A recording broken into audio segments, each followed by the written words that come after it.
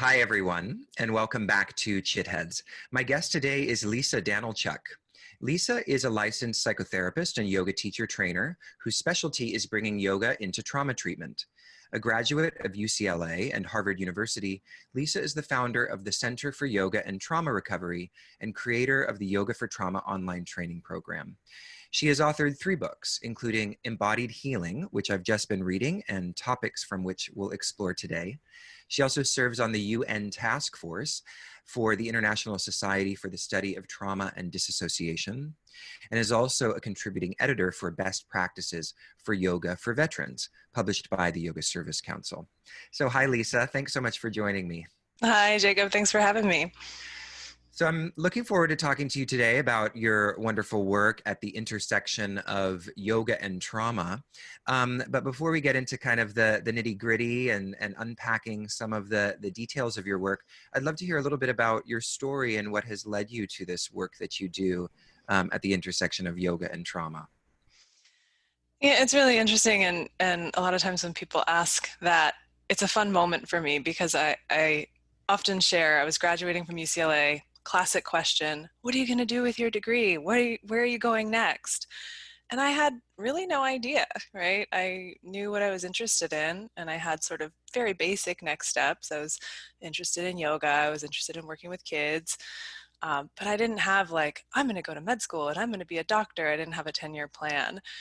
And so now, almost 20 years later, I can look back. It's always easier, right, to look back and connect the dots. So that time, in college, like for many people, was very pivotal for me. I took my first yoga class when I was 18. I showed up at UCLA and just tried to find something new, right? And showed up at yoga, and we had, being that it's LA, there were like famous people in the room, but it was very like, still very, I want to say with all the love in my heart, like very granola, right? Like it still felt very,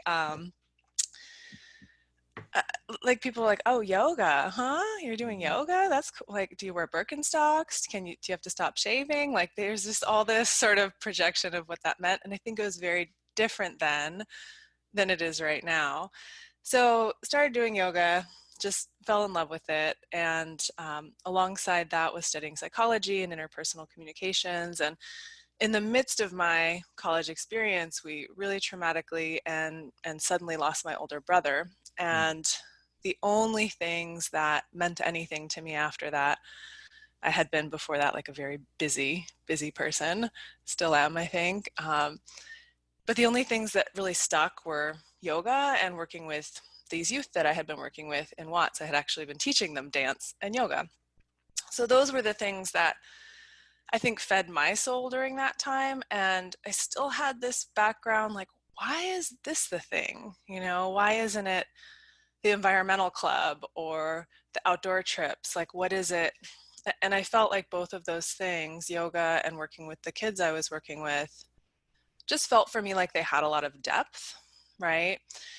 And that I could be in the deepest places of myself when I was doing those things, right? And I feel that way now in the outdoors, but I think the outdoor group I was a part of, we were very like, let's joke with each other, and this just wasn't quite the place that I was in after a really tragic loss. So I really feel like yoga gave me space to grieve and to feel and just to be in connection with those deeper parts of myself. And working with the kids helped me just to feel connected to something greater and remember, like, as bad as it feels for me, I don't have it the worst in the world, and I have a lot of things on my side. I have a lot of supports, and so it kind of helped me, and I think I just gravitate towards that anyway. So it just connected more with my heart and sort of kept me in this place of service, but gratitude too, of just, okay, here I am. I can teach these twins I worked with that I loved, or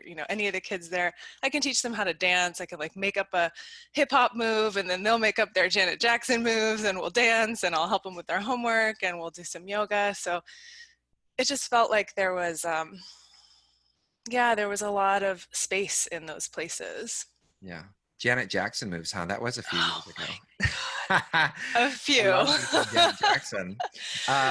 So I'm curious, when you're talking about in your book that I was mentioning, embodied healing, and you mention the experience of, very tragically and sadly losing your brother.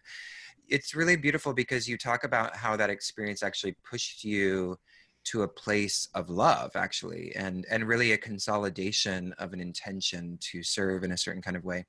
So why do you think, what were the the conditions such that, you didn't get pushed towards, perhaps a less love infused response Mm. to your own traumatic experience? As you say that, the quote that comes to mind that has resonated with me for years, and I don't know exactly where this comes from, is something along the lines of grief is love with nowhere to direct itself. Like Yeah. it was used to saying, oh, this person, or, we were talking about dogs earlier, this pet, like it's used to pouring it in a certain direction. And when we lose that body form, we get kind of confused with our energy, like, well, what do I do with this? And that loss and that grief is really difficult to feel. So I think a couple things that helped me were, one of the things that helped me was just not wanting to avoid it.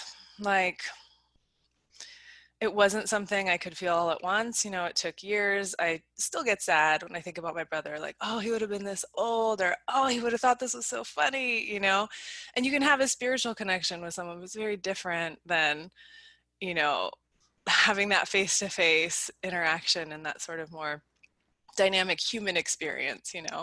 Whatever form my brother's in now, I don't think he cares like what cheese tastes like, or what, like, oh, this vegan cheese really tastes like Parmesan. Like he doesn't, that's not his vibe now. Right? So when you can have those connections, it's really powerful. So I think part of what like saved me, if you will, part of the saving grace of that was the willingness to accept the pain of it, and the half conscious choice to just love on everything else, just shift that love to, and again, I feel like this is half conscious. It wasn't like, oh, I really miss my brother, let me work with these kids. But there was something about, it felt like what was kind of flowing through me that was still a part of him, if that makes sense.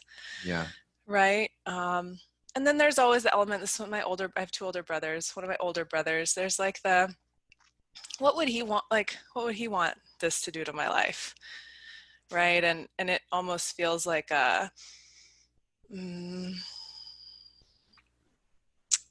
like there could be a way I could honor his life with mine.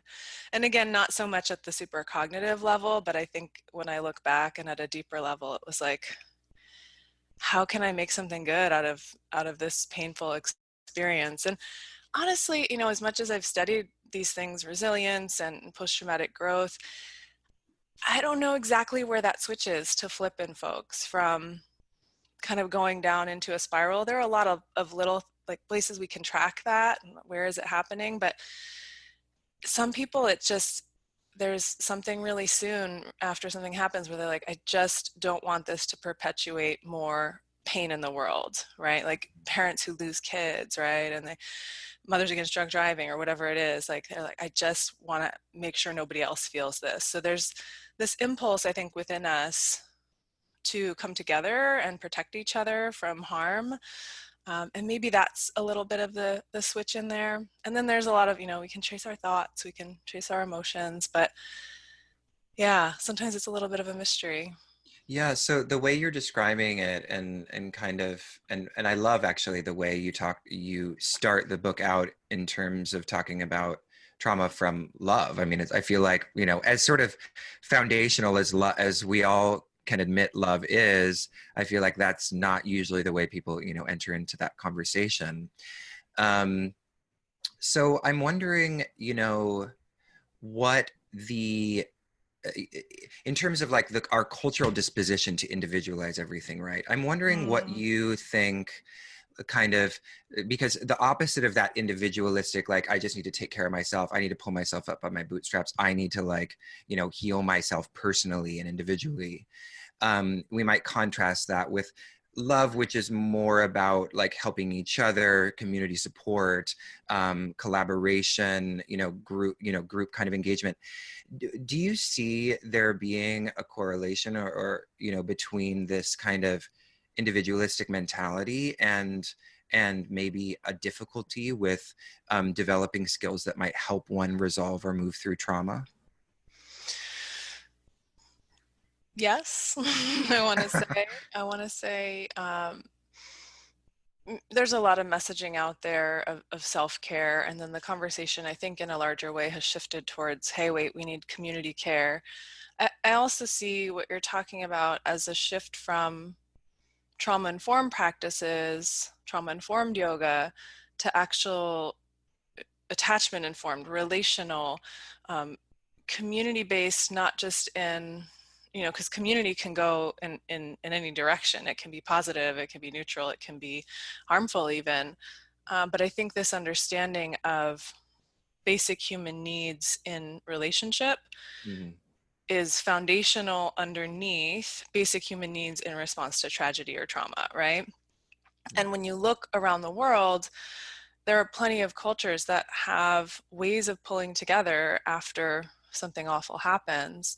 I was fortunate to go to Haiti after the earthquake in, what year was that? 2010, 2012?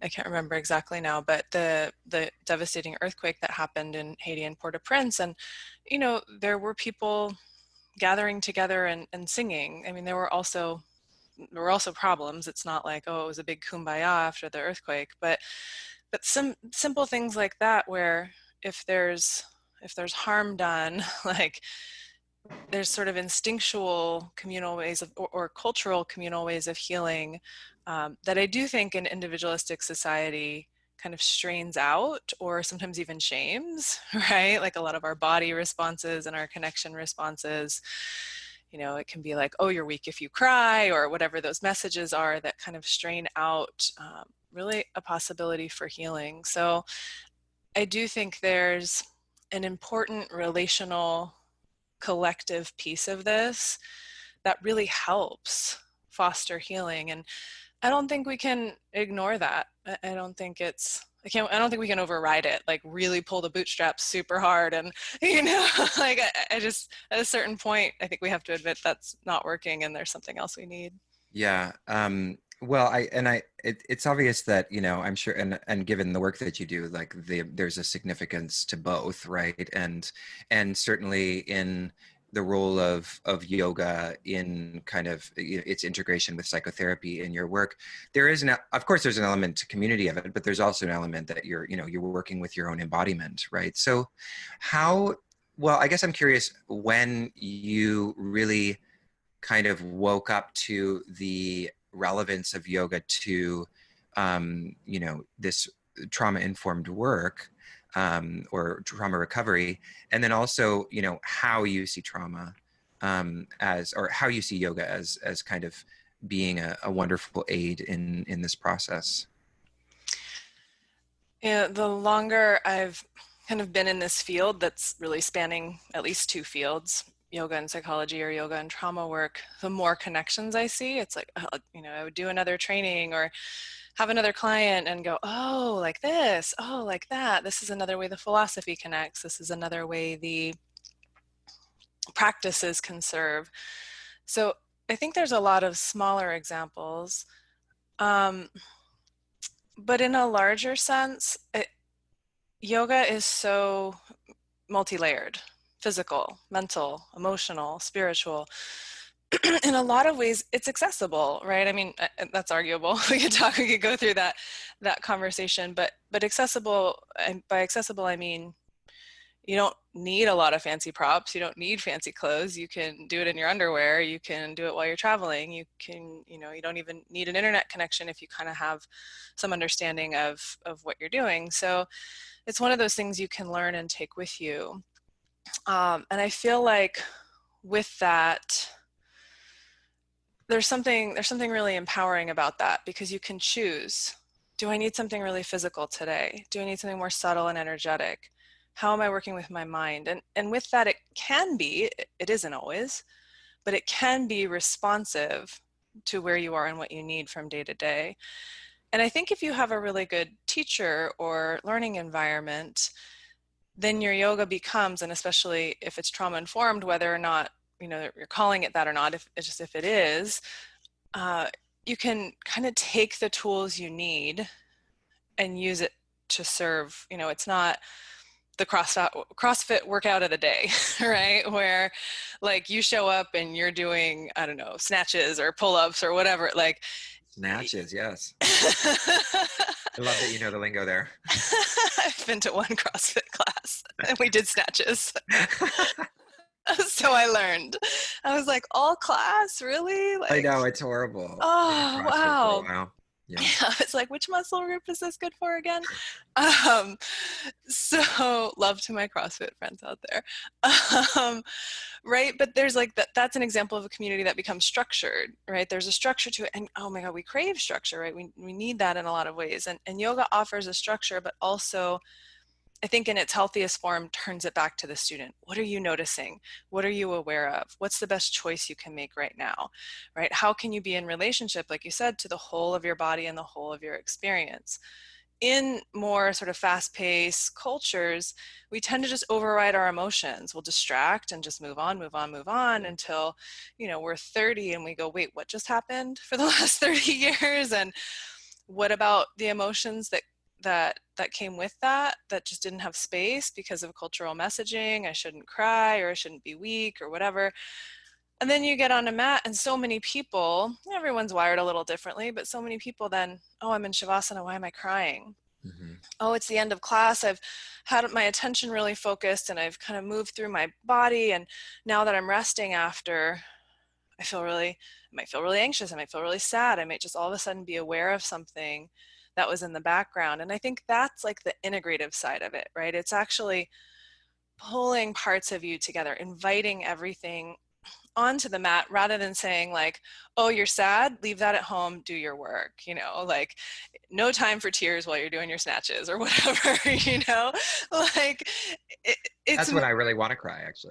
I know, right? Like, oh, how many That more? and like thrusters, How many more? Yeah. Right? But I feel like when yoga, again, it's not, yoga can take manifestations that aren't helpful too, or that perpetuate cultural stereotypes, or things that aren't helpful, or even abuse, right? We know this. Yeah. But in so many forms, so many classes I've been in, and hopefully the classes I've taught, it's like, hey, this is your choice. This is a choice, and this is about like welcoming all the aspects and parts of yourself, and that's a big deal, right? Like when you think of, again, the individualistic culture, but also the kind of bypass culture, Yeah. emotional bypass culture, whatever. You can have spiritual bypass culture in yoga too, but when you're actually connecting and integrating, like that's a big task. And I think that's one of the most profoundly healing things. Like again, if people go through yoga, they're practicing for a few years and they look back, they go, oh, this is what was happening. I didn't really see it in the moment, but now I see that, I was really sad and I had to work through this, or, I can feel more connected to a deeper sense of myself. Yeah. Yeah. Yeah. Beautiful.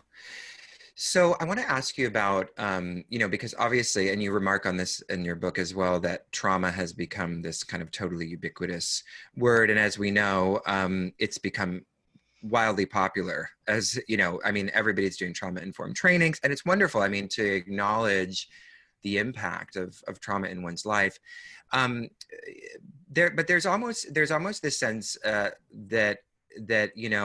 everything has become traumatic, right? And so now this word triggering, everybody's triggered by everything. So what is the difference between like discomfort, right? Being made uncomfortable by something, and being Yeah. traumatized by something? I mean, if we're going to go textbook, typically something traumatizing is like a really strong threat of violence or death, right? That would trigger something that would trigger something that's traumatizing. So I think that's helpful as a background, Yeah, totally. right? Like I think I say in embodied healing, like a haircut being traumatizing, like it might be really upsetting and you might really want your hair back. And I mean, if we want to stretch that, maybe you feel like it's a social death and no one's ever going to love you. And Right. that triggers, That's probably grounded in something. which is, yeah, grounded in a need for connection. Okay, we could stretch that, right? And to be empathetic when people, compassionate when people are saying they're traumatized. We don't want to just be like, no, you're not, right? We want to try and understand it. But for the most part, when someone has a haircut that's not going their way, that's an inconvenience. It's upsetting. It's disappointing. But they might, again, maybe they would, but probably not going to have flashbacks 20 years from now about that haircut, right? You're probably not going to wake up in a sweat in your dreams and think about it while you're cooking. Like once your hair grows back or you get a better haircut, you kind of move along, right? So I think things that we would say are traumatizing are too big to digest in the moment and tend to activate this kind of protective response in our bodies. So it's a continuum, right? It's not like an on or off switch where this counts as trauma, this doesn't count as trauma. And it's always about, again, the context and how it lands for that person. I do think, and I was just talking about this in the course that I'm teaching on Monday, triggers, people can be like, oh, that was really triggering. What I find is a lot of people say something's triggering when it's upsetting. And sometimes that upset is connected to an earlier trauma. And sometimes it's not, right? Sometimes it's someone cut me off in traffic and I got pissed off, because people do that sometimes in traffic. It's not because when I was 5, a van cut me off and we got in an accident. That would be a trigger. Because if someone had this experience when they were 5, 10, however old, of being in an accident, and then when they're 20, 30 years old, something reminds them of that. Something half consciously, subconsciously reminds them of that. That's a trigger. And they go into a reactive response that's not based on the present moment, but that's based on what happened when they were 5.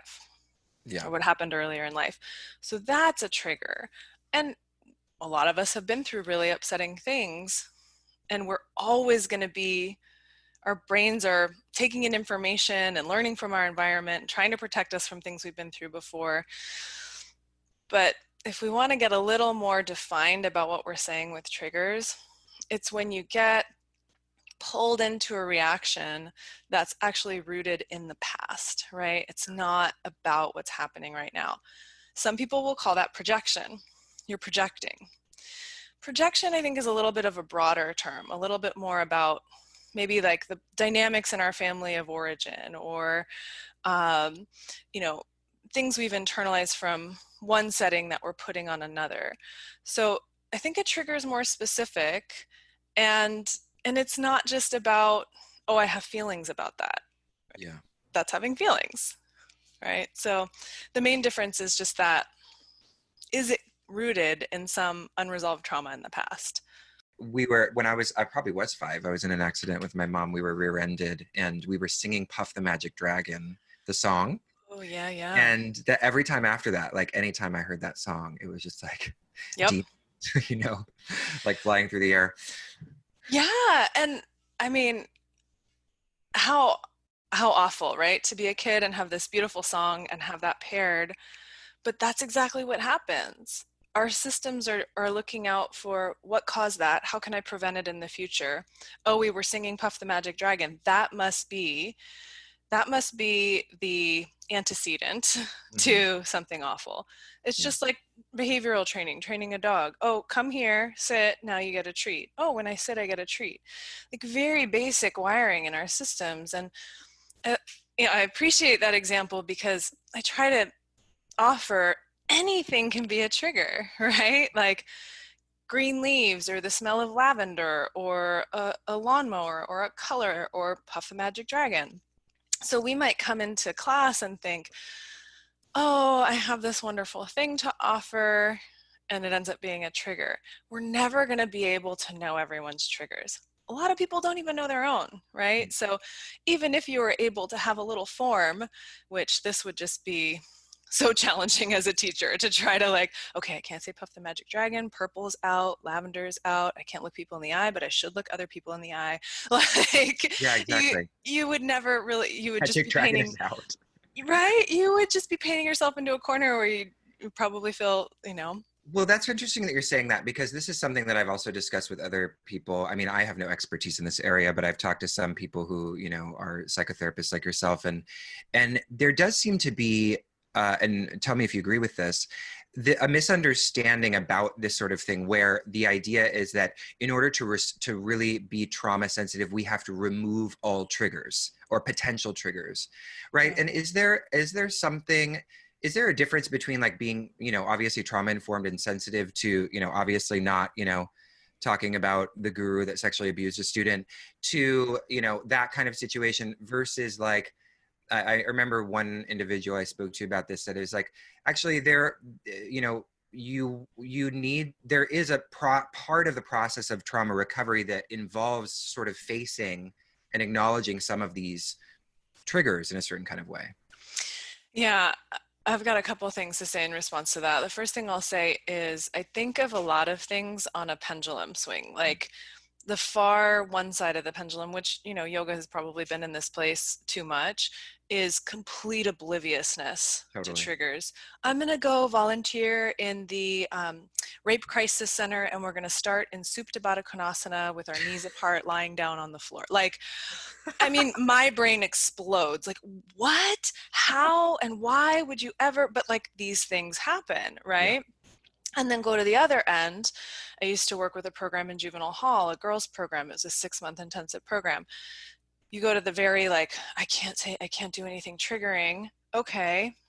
No Supta Baddha Konasana, because we have reported 80%, sexual assault or abuse with these kids. So we're never going to do it because it's going to trigger them, right? Well, what ended up happening in that program, again, context, 6 months of relationship, 4 times a week of yoga, teachers with assistants, with props, with like a pretty therapeutic environment, especially for a juvenile hall setting. And we would say, hey, oh, some of you are dealing with medication changes, you're on your period, you're pregnant. There is this posture called Supta Baddha Konasana in the yoga world. It's meant to be helpful. People say it's helpful with cramps. I don't know. Sometimes I like it, sometimes I don't. This is what it looks like. First, you start in Shavasana. How does this feel? I like it. Oh, okay. Well, then you could bend your knees and put the soles of your feet on the floor and have your knees pointing to the ceiling. How do you like that? Oh, this feels really comfortable. Sometimes people put their feet together and make like a triangle or a diamond shape with their legs. Oh my God, I love that. Like, so in the context of safety, with awareness of vulnerability, with like, you can put a blanket over your lap, you can put supports under, like making it. And I remember vividly a young woman who was pregnant in there who loved this shape. She would do it with supports. She would do it sometimes with a blanket over her. She felt like, and I think we called it like goddess, supported goddess or something, right? And so do you walk into a shelter and teach Supta Baddha Konasana to people you've never known? Absolutely not. Be aware of those potential vulnerabilities and triggers. Do you put people in a box and say, you can never do this shape because you're a sexual assault survivor? Also, no. But in the middle there, it's a pretty fine line. Like, there's a lot of skill that goes into finding a place where that might be comfortable. And there's invitations and there's, you can do this or that. And some people like it, some people don't. There's a lot of framing that I think made that possible in that setting. Another thing I want to say about this is on the really strict, oh my God, I'm going to trigger my students side of things. As a teacher, are you a yoga teacher too? Do you teach yoga classes? Yeah, I don't teach asana as much as I used to, but Yeah.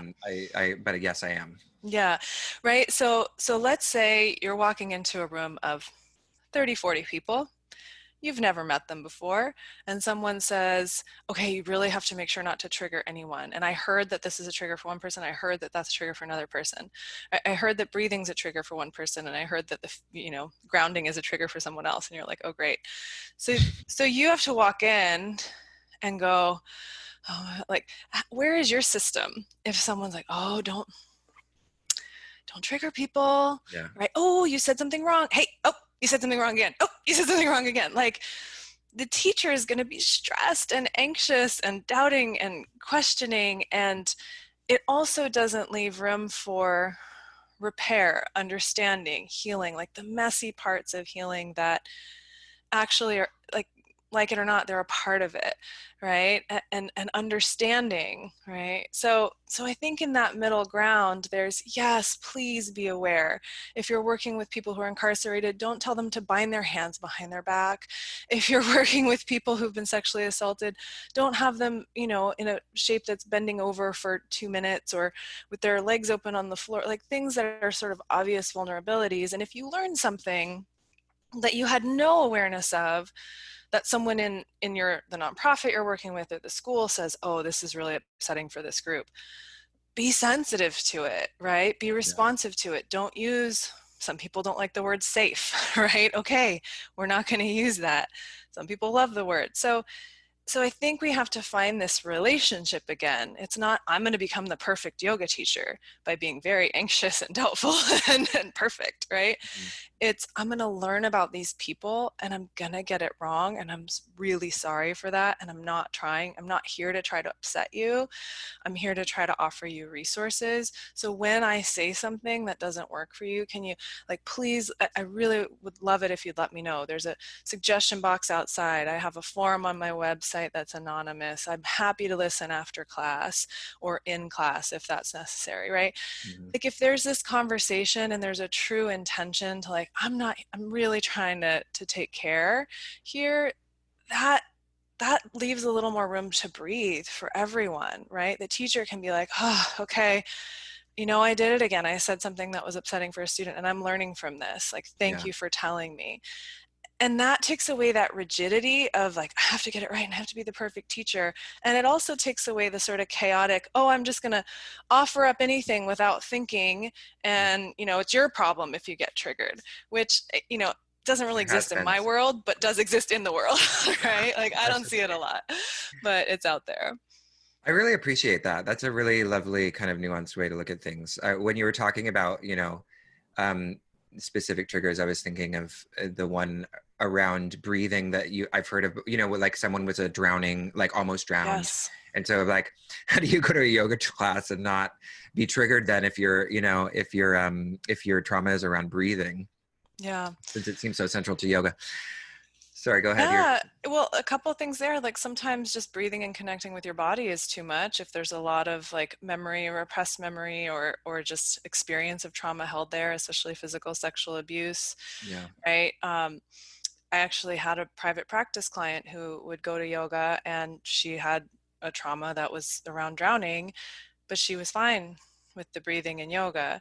So there was something different about that, right? Whereas other people, again, like her trigger might have been seeing a blue bathing suit. Somebody else's trigger might be the water. Someone else's trigger might be breathing, right? So it just kind of depends on how our bodies make sense of something life-threatening in the moment. And those they're not always linear, right? It doesn't always make perfect sense. And it could be Puff the Magic Dragon. It could be a purple lawnmower. So, right? And like, how are you going to know as a teacher? You're really I would not. But love to if, have a purple lawnmower. I know, I mean, right? I would love to have a lawn, first of all, but I feel like you'd be the envy of Provincetown with a purple lawnmower. Everyone would be like, that guy with a purple I'm lawnmower. just gonna get one and then paint it purple. Yes. I want Sorry photos. if anybody out there is traumatized by purple I lawnmower. know. But sometimes I have to say that. Like I was telling you earlier, I have a dog. Her name's Iris. I'm like total dog mom, like surprised I'm not showing you pictures of her already. But I sometimes will say, because again, I've had clients in private practice that were attacked by a dog. So I will say, I'm going to show a picture of my dog. Like if that has to do with something you've been through, like option to not look. But I mean, she's so adorable. I don't know how she could Oh ever my trigger gosh. anyone, but Don't show her to me. I might steal her from you. she's so adorable. She's so adorable. Well, she might actually, she might have puppies at some point. We'll see. Oh, cute. We'll Okay. see on that. But I don't know. tempt me. Don't tempt me, Lisa. I know. I know. I'll send you So, pictures of that. yeah.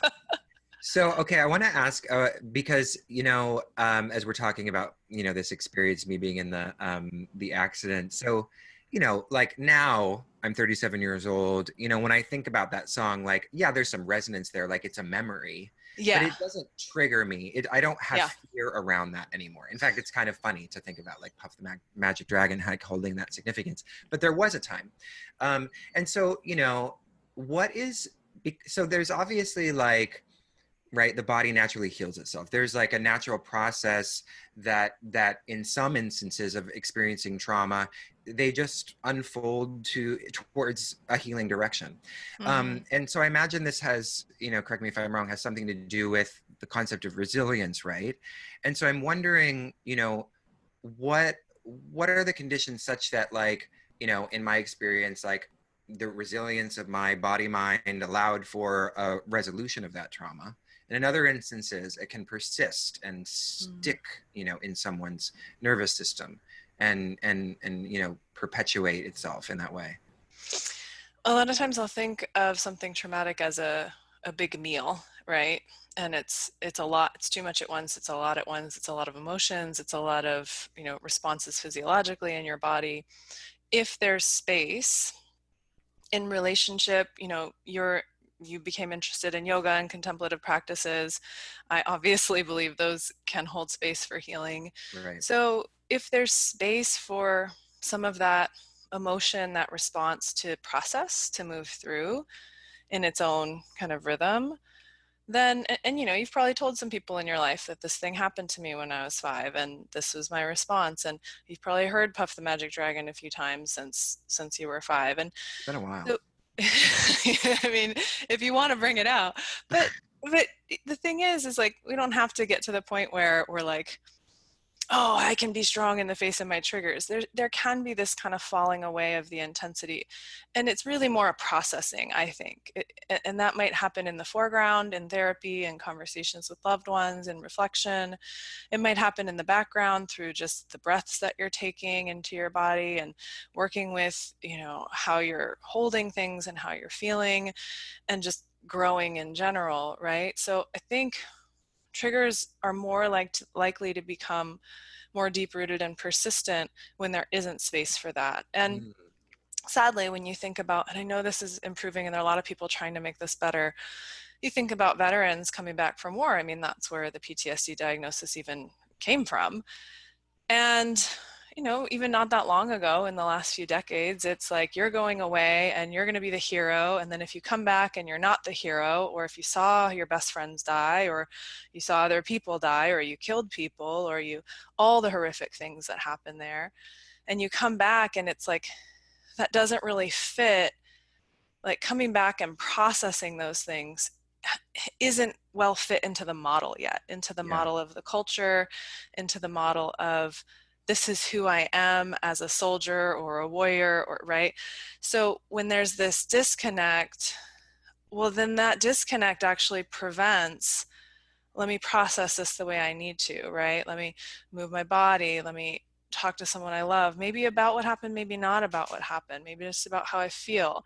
But getting that sense of having a place, right, is a big Mm, thing too when veterans are returning from combat.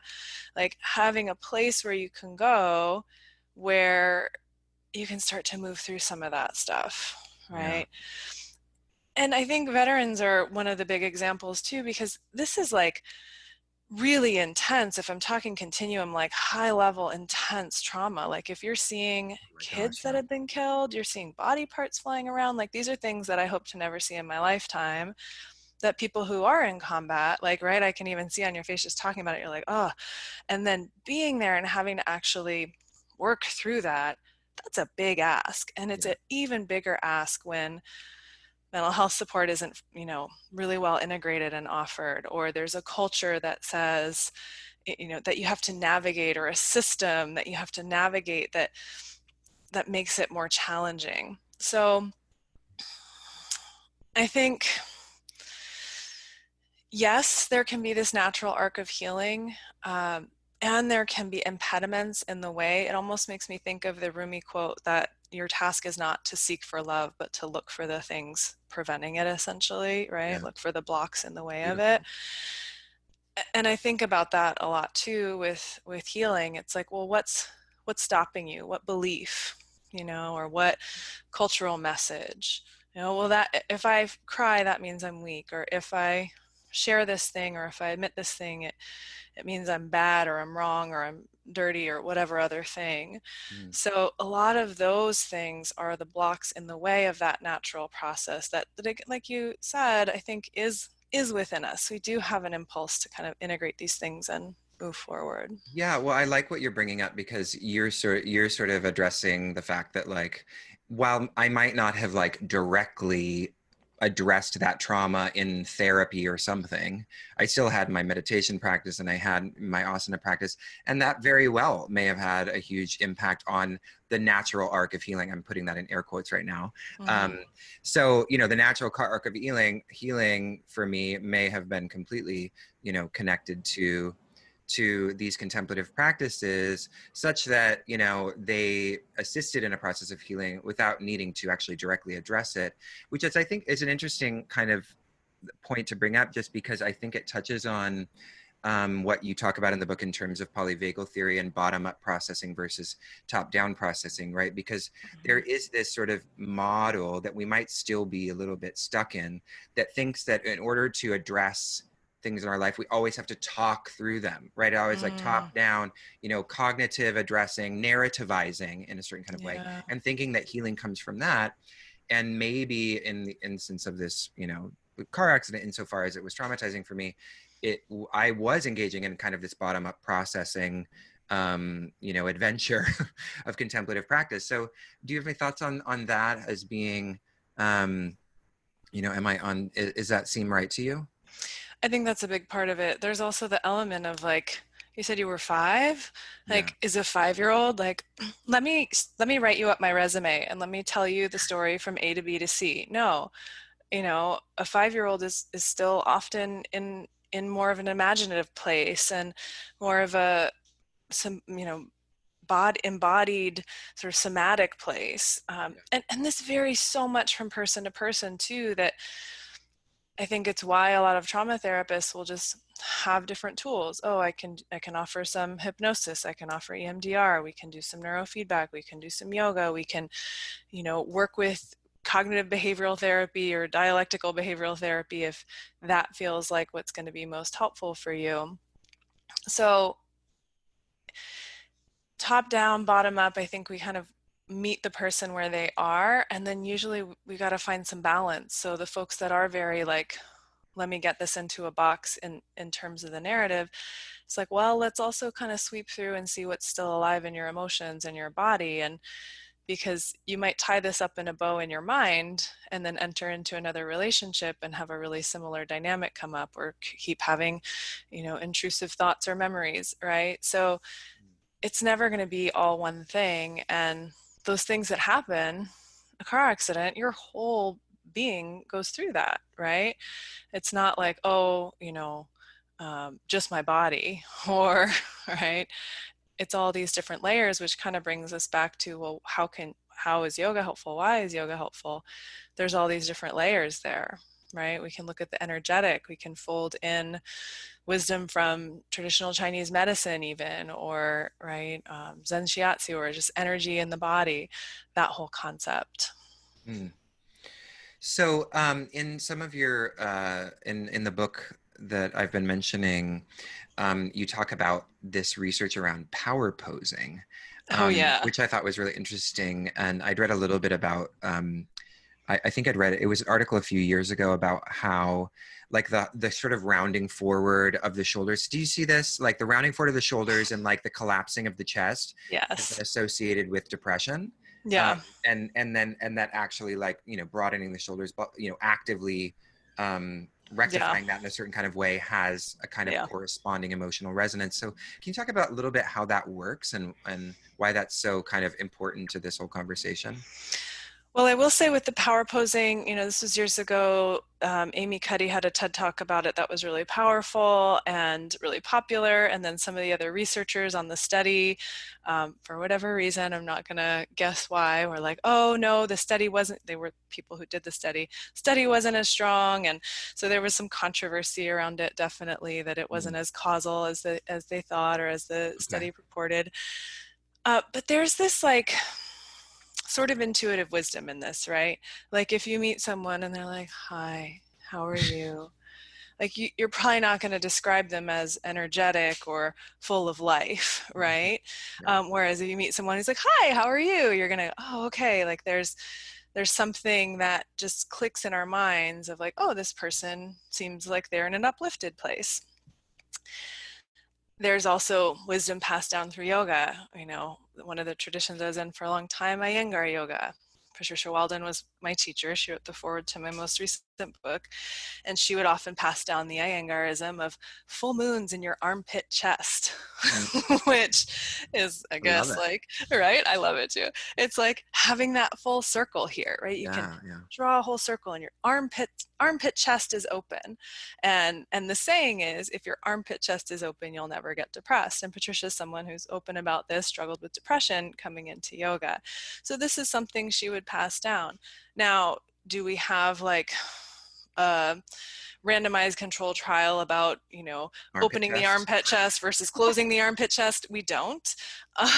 So, but I know every time we talk about this, everyone's like, okay, I know. I want I gotta everyone to set know him that straight. Let me set him we are very consciously opening our armpit chest right now. we are opening our armpit chests. So, so yeah, there's like this, there's a wisdom around it. And I think the most powerful thing about a study like Amy Cuddy's and the other researchers is that let's pay attention to what our body's doing. Let's pay attention to how being on a computer all day, hunched over and driving might be putting our body in a position that at an emotional level or at a relational level doesn't feel that great. Yeah. So in a way it's about balance, right? We do have these things in modern life that are very closing armpit chest, right? So opening armpit chest, okay. And we can fold in, you know, information from physical therapy or postural stuff, right? But the most valuable thing I find, especially with clients, is just to be aware of when it's changing. Because often we have these kind of subconscious patterns to, oh, shrink, Yeah. crawl forward, maybe it's protect the heart, maybe it's easier just to take shorter breaths, maybe it's making yourself small, whatever it is. Just like a trigger, there could be all kinds of reasoning behind it, but it's also interesting then to play with, okay, if this is what's happening when you're talking about, you know, so just for people listening, if I'm rounding my shoulders forward and I'm closing in on my body when I'm talking about something upsetting, what would happen if I started to do the opposite? Does it even feel possible? And sometimes folks are like, I can't, like the protection need is so strong that you got to kind of go with the protection need, right? Sometimes it's really vulnerable, speaking of triggers or, you know, things that might be upsetting. Sometimes it's really vulnerable to open something that has a protective function. So I think this is where in somatic therapy, we can explore the meaning, right? We don't have to say, this is how it is because this research study said it, but we can start to go, I'm noticing the more you talk about this, the smaller your upper body gets. Yeah. What would happen if you thought about this dynamic, this story, this experience, and instead you put your hands on your hips, or instead you just did a minuscule opening of the armpit chest, right? And that's where we start to get information, you know, flowing back and forth between the top and the bottom, between the, you know, brain and body or mind and body. Beautiful. Wow, that was a beautiful explanation of that. So, as we come to a close, I want to kind of talk about generational trauma, which I think is really interesting.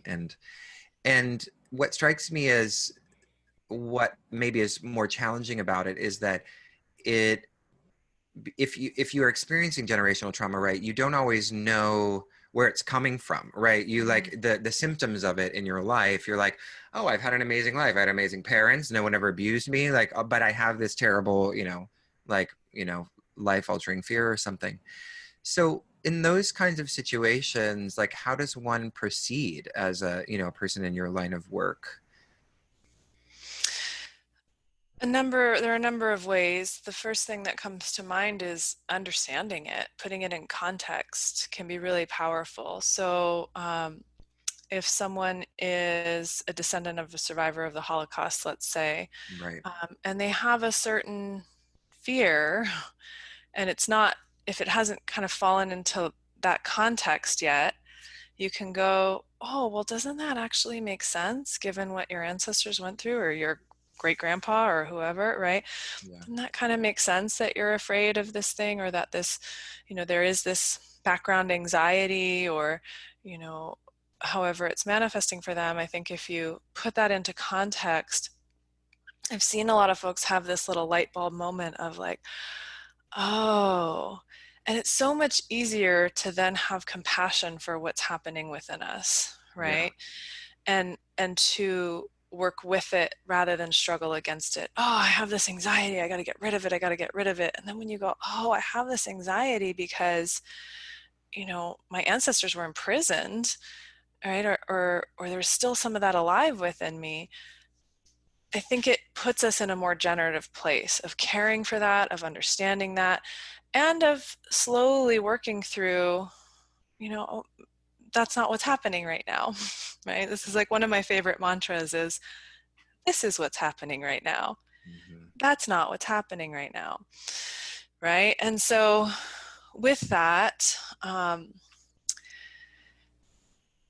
all the things we do for healing, right? We can call in, depending on the manifestation of the intergenerational trauma, but a lot of intergenerational trauma has these larger systemic effects to it too, right? Not some does, some doesn't. But when you think of like Native Americans and intergenerational trauma, um, there's a larger system at play. So I think that's where that kind of fits in. And there's a very strong kind of activism arm of yoga and trauma-informed yoga that's like, we got to try to heal this together. Like these things that people before us have been through and have done to each other are still alive and impacting us. So Yeah, for sure. what do we do now with that? Like, how do we hold space for all those big feelings and to move through those? And how do we figure out what's the right next move in each scenario? And how do we move forward in a way that's, more respectful of people's sovereignty and of Mhm. cultures and of bodies and things that, have been harmed in the past?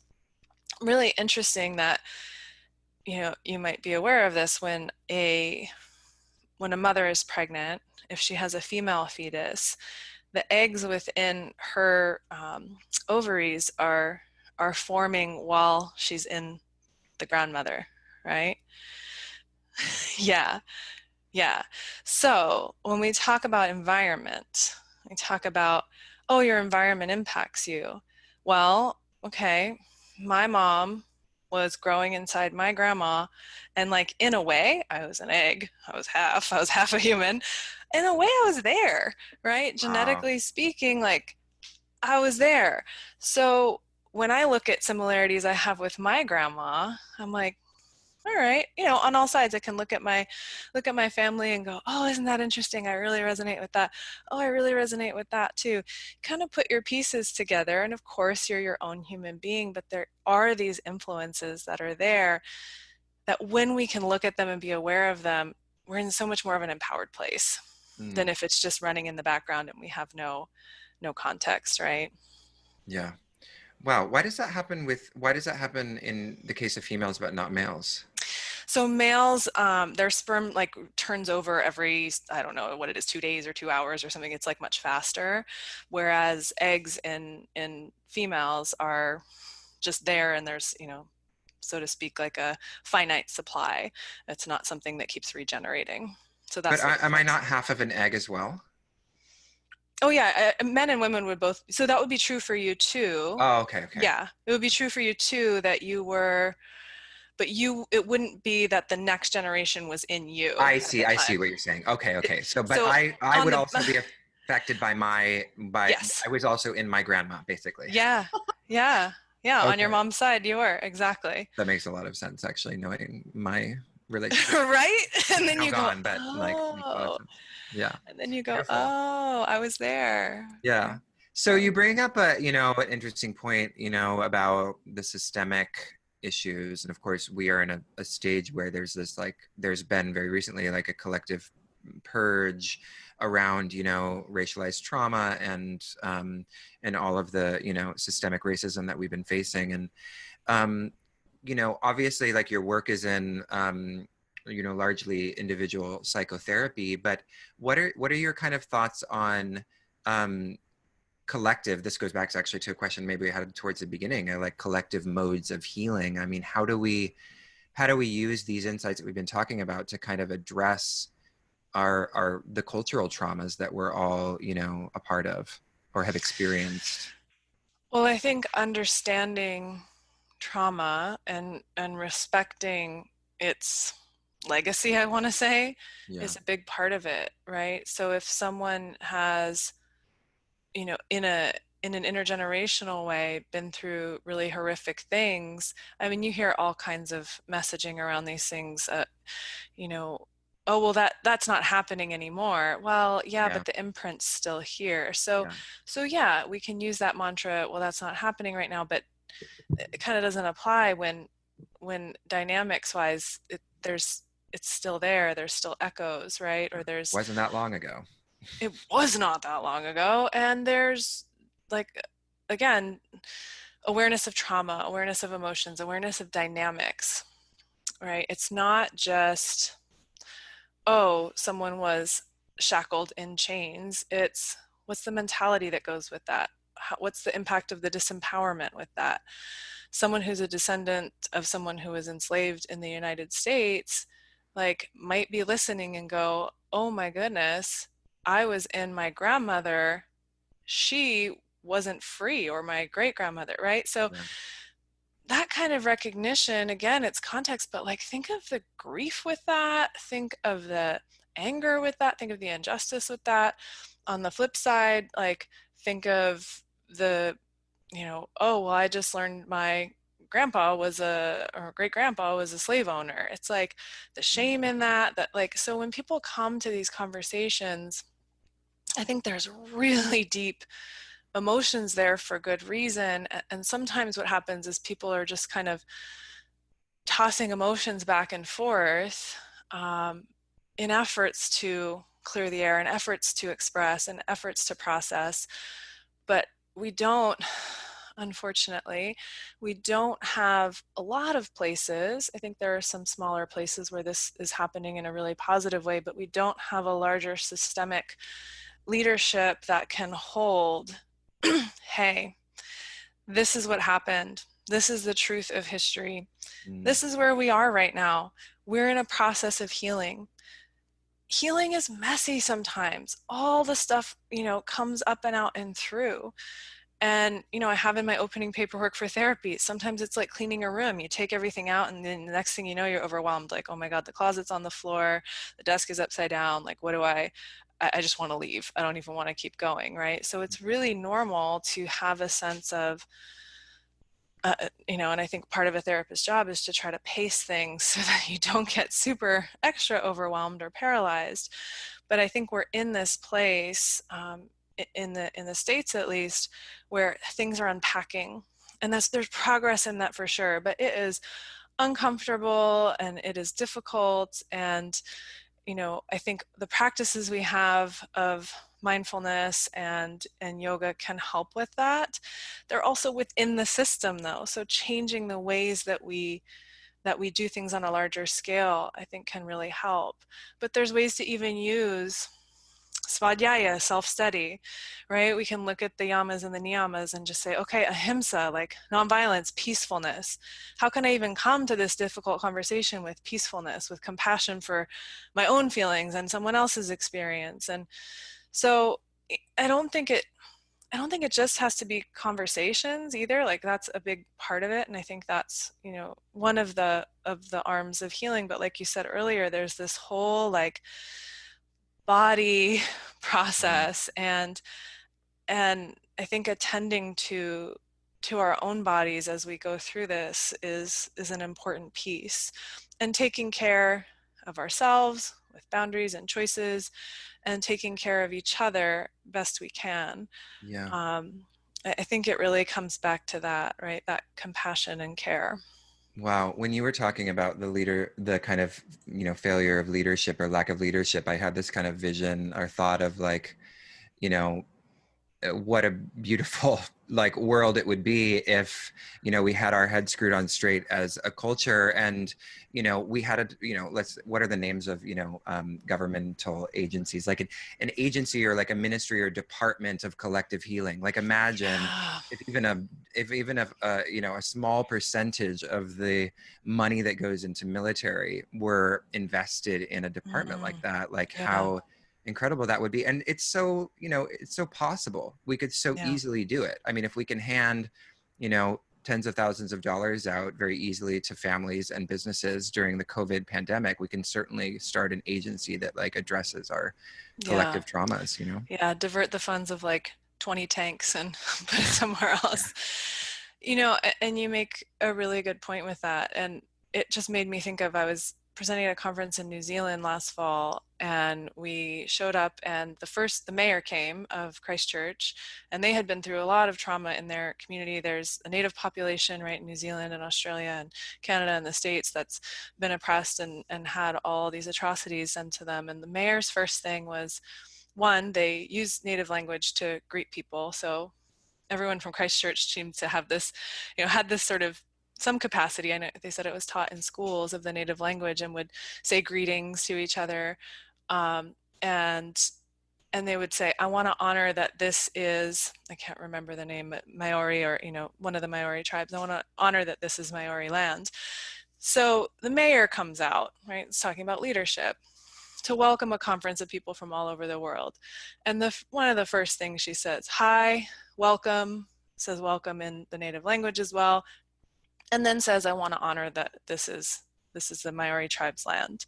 Hmm.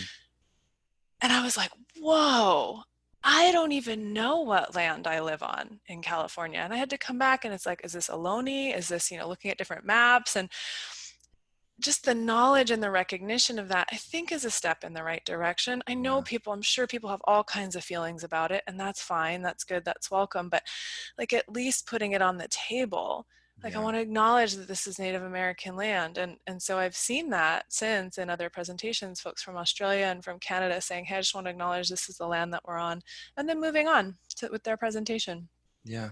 Yeah. which might be about, Just a gesture of awareness and respect. yeah, just like, hey, I just want to, and that I think is it's an example and a small step where I think New Zealand is ahead of us in a lot of ways Oh yeah. along these Gosh, lines. that prime minister, she's incredible. Oh, I know, Like, I right? want her to be my I know, mom. like, come over here, please come over, right? So I think those are ways that, and it's amazing to see a whole city and a whole, country operating in that way. Like, this is the basic understanding. And that was a really powerful experience for me, because I just thought, wow, like, we could be doing this. We're so far behind in that, right? But I do think there's a trickle over, there's an effect that we can start making choices like that in the States and in other countries that have these kinds of histories. We can start just acknowledging the truth. And when we can say it how it is, like, that's one of the big quotes in trauma recovery, like, know what you know and feel what you feel, right? Mm. It's Yeah. like, if we can know what we know and not be in denial or avoidance or dismissal of that, I think that's a huge step. Yeah. And then we can feel what we feel about it. And at a certain point, like with your experience, it's like, yeah, that happened and it was awful and it's true, but it's not so much affecting my everyday life anymore, Yeah. right? And so Yeah. I hope we can get there. Yeah, me too. I mean, there's so many dimensions of it that we need to address. I mean, there's race, there's gender, there's sexuality, there's also like the culture wars. I mean, that is a huge, like, it's a division, and it's a, it's like we're deepening that trauma and division between these two, sides. And it's just so, but, you know, I was thinking also that like, but then we have to reshape a political system that thrives on that division, because that's what that's literally how the parties function, is through that kind of division.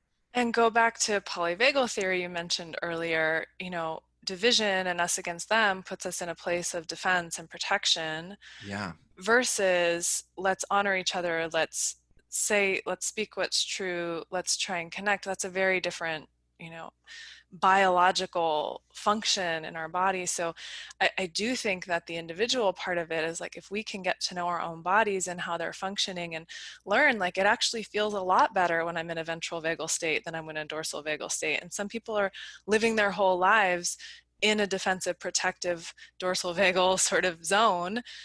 And how sad to never get there, to that connection and that love and that care, right? I think when we can be honest and investigate how it feels to be a human and what we're holding and what our bodies are capable of, we can go, oh, this is so much better, right? This just is. And I mean, interestingly, it's kind of the evolutionary newer software too. So I do think it's the direction we're going in. It's messy, but I do think healing is possible.